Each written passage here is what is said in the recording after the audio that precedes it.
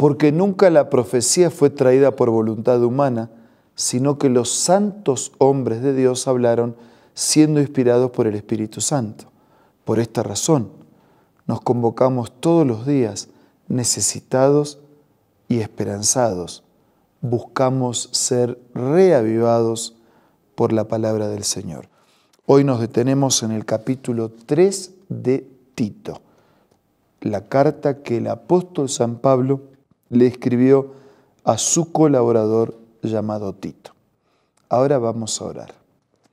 Señor, bendícenos al meditar en tu palabra. Asístenos con tu Espíritu, por favor. En el nombre de Jesús. Amén. La verdad es que la Biblia no es solamente un tratado para nuestro bienestar espiritual, lo es, pero la Biblia también tiene un tratado para nuestra estadía en esta tierra. Este mundo y esta vida no es el mundo y la vida que Dios había planeado para nosotros. Dios había planeado un mundo perfecto y una vida perfecta. Sin embargo, mientras estemos en esta vida y en esta tierra, nos debemos al lugar donde estamos y los principios de la salvación también deben impregnar nuestra práctica diaria. Por ejemplo, la conducta del creyente. Por eso digo que las enseñanzas del Nuevo Testamento no se limitan a la salvación espiritual, sino que dan valiosas indicaciones sobre la vida práctica. Y lo hace así. Recuérdales a todos que deben mostrarse obedientes y sumisos ante los gobernantes y las autoridades. Siempre deben estar dispuestos a hacer lo bueno. Yo sé que este pasaje puede generar inquietudes porque hay quienes consideran que por allí, en algún lugar, hay autoridades que no merecen que seamos sumisos y obedientes. Pero ese es otro tema. La autoridad también va a dar cuenta de cómo él hace uso de la autoridad y de cuánto se debe hacia la comunidad. Pero que uno haga mal no libera al otro para que haga mal también. Y la Biblia nos responsabiliza de ser obedientes, de ser sumisos, de ser respetuosos y de estar dispuestos siempre a hacer lo bueno. Versículo 2. A no hablar mal de nadie, sino a buscar la paz y ser respetuosos, demostrando plena humildad en su trato con todo el mundo. Ser respetuosos, no hablar mal, buscar la paz y convivir, porque no somos islas, nos necesitamos unos de otros. Versículo 3. En otro tiempo, también nosotros éramos necios y desobedientes. Estábamos descarriados y éramos esclavos de todo género de pasiones y placeres. Vivíamos en la malicia y en la envidia. Éramos detestables y nos odiábamos unos a otros. O sea, Pablo dice, lo que yo les pido que tengan en cuenta, yo también lo hice mal en el pasado. Cuando yo no tenía a Dios en mis planes y cuando los principios de Dios no gobernaban mi vida, yo también era desobediente, era descarriado, era un esclavo, era víctima de mis pasiones, de mis placeres, de mi malicia, de mi envidia. Pero, eso era antes. Pero hay un momento en la vida de Pablo y también hay un momento en la vida de todos. La oportunidad nos llega a todos. Pero, dice versículo 4, cuando se manifestaron la bondad y el amor de nuestro Salvador. Pablo dice, un día la bondad, el Dios bueno y el Dios Salvador llegó a mi vida. Y Él nos salvó, dice Pablo, y nos incluye a todos. Él está incluido y nosotros también. Y Él nos salvó, no por nuestras propias obras de justicia. No nos salvamos porque somos buenos, somos malos, somos pecadores. Pero Él nos salvó, no por nuestras propias obras de justicia, sino por su misericordia. Nos salvó mediante el lavamiento de la regeneración y de la renovación del Espíritu Santo, el cual fue derramado abundantemente sobre nosotros por medio de Jesucristo nuestro Salvador. Él me salva no por lo que yo soy de bueno, no tengo méritos. Él nos mira no como soy, sino cómo puedo llegar a ser. En mi miseria, en mi ruina, en mi pecado, en mi fracaso, en mi culpa, en mi pasado, en mi vergüenza, en mi malicia. Él me salva, me rescata, me da una oportunidad. Y eso es por amor, y eso es por su bondad, y eso es por su misericordia, y eso yo lo recibo por medio de la fe. Creo que es así. Versículo 7. Así lo hizo para que, justificados por su gracia, llegáramos a ser herederos que abrigan la esperanza de recibir la vida eterna. Y ahora acá Dios aumenta su apuesta para con nosotros. No solamente me salva para darme la paz y el perdón de los pecados, sino que a través de esa salvación, a través de la justificación por su gracia, me permite llegar a ser heredero para tener la esperanza de la vida eterna. Y eso es más que perdón y es más que paz para hoy. Es un certificado de la herencia de eternidad que Dios concede a los que aceptan su salvación. Versículo 8. Y esto es tan impresionante, tan amplio, tan abarcante, tan maravilloso, que alguien podría decir demasiado bueno, demasiado lindo para creer.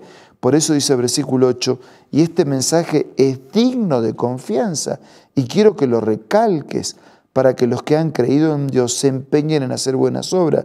Esto es excelente y provechoso para todos. Dice Pablo, esto es verdad, es tremendamente verdad. Y te pido que lo recalques, que insistas, porque aquel que ha recibido la salvación gratuita de Dios vive para Dios. Su vida evidencia que Dios es el soberano en su existencia. Por eso dice, evita, versículo 9, las necias controversias y genealogías, las discusiones, las peleas sobre la ley porque carecen de provecho y de sentido. Al que cause divisiones, amonéstalo 2 veces y después evítalo. Versículo 11. Puedes estar seguro de que tal individuo se condena a sí mismo por ser un perverso pecador, quien divide, quien contradice, quien se opone, quien rechaza. Trata de ayudarlo, pero si finalmente no acepta, es su decisión. Trata de influenciar, pero que no te influencie el mal. Y la carta de Pablo a Tito termina con algunas instrucciones personales y saludos finales que muestran la humanidad del apóstol y cómo él está también detrás de pequeños detalles. Dice, tan pronto como te haya enviado Artemas o a Tíquico, haz todo lo posible para ir a Nicópolis a verme, pues he decidido pasar allí el invierno. Está mostrando la necesidad de un encuentro. ¿Sí? Haz todo lo posible para que nos encontremos. Versículo 13. Ayuda en todo lo que puedas al abogado Zenas y a Apolos, de modo que no les falte nada. Está pensando en el abogado, está pensando en Apolos. Ayúdele para que no le falte nada para su viaje. Versículo 14. Que aprendan los nuestros a empeñarse en hacer buenas obras, a fin de que atiendan a los que es realmente necesario y no lleven una vida inútil. Hagan buenas obras. Demuestren que Cristo está en el corazón. Si creen, si confían, que la vida armonice con la expresión de fe y de confianza. La vida cristiana no es una vida ociosa, no es una vida de contemplación mística, es una vida práctica que debe reflejarse en todos los días. Saludos de parte de todos los que me acompañan. Saludos a los que nos aman en la fe. Que la gracia sea con todos ustedes. Y así termina el mensaje del apóstol San Pablo a Tito. Un mensaje desafiante, un mensaje trascendente, un mensaje práctico. Un mensaje que apunta a prepararnos para la eternidad, pero un mensaje que apunta a que mientras nos preparamos, vivimos como hijos de Dios. Un día seremos hijos de Dios definitivamente en su herencia y en su eternidad. Pero desde ahora somos llamados por Dios para vivir como hijos de Dios. Y usted, y yo, y nosotros, ¿qué queremos hacer? Vamos a hablar con Dios a través de la oración.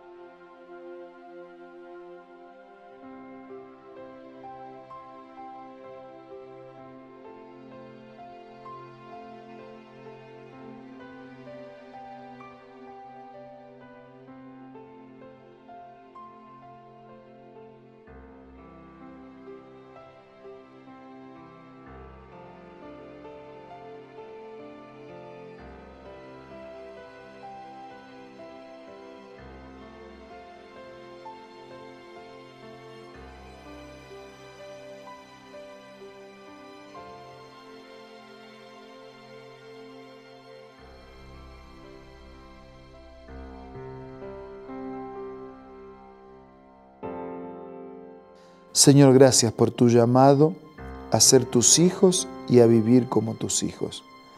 Gracias por mostrarnos un futuro maravilloso, pero por desafiarnos a vivir un presente en armonía con tu voluntad. Danos fuerzas para colocar nuestra vida alineada con tu palabra. Bendice a nuestros amigos y hermanos. Suple sus necesidades. Te lo pido y te lo agradezco en el nombre de Jesús. Amén. Gracias por acompañarnos. Si en alguna cosa podemos ayudarle para fortalecer su caminata en los principios de la palabra del Señor y ser parte de una misma familia, juntos preparándonos para la eternidad, entre en contacto con nosotros. Estamos siempre a disposición. Nos reencontramos mañana. Un abrazo para todos.